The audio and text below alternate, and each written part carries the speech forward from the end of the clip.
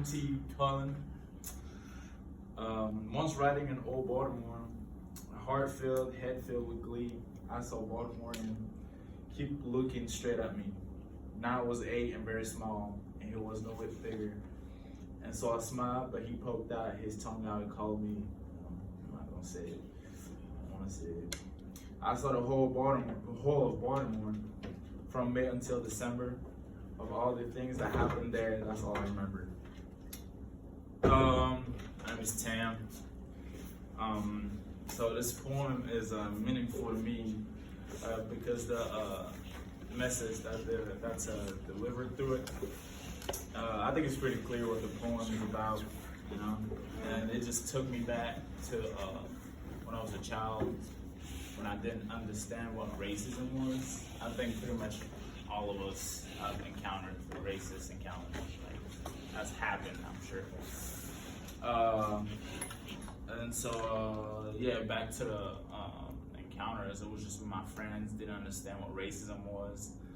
And, you know, while playing with my supposed friends, they would always call me, like, they would always say that I have a big mouth, point that out, call me a monkey and all that. And, you know, at the time, you don't understand, you don't really understand what it is. And it took me a little bit for sure, because the only time I understood what racism really was when I moved to the United States.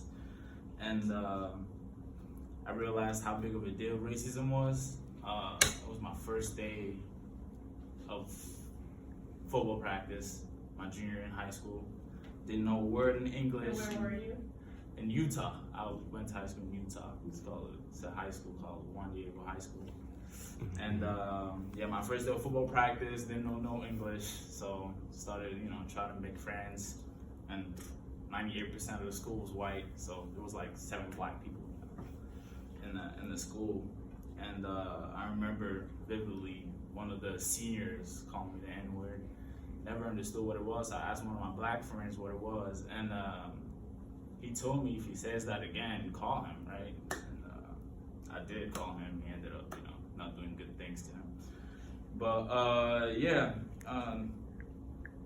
at the time didn't know what the word meant, and now that I reflect back on it, the poem specifically says, I saw the whole Baltimore from May until December, and all the things I remember there, all the things that happened there, that's all I remember.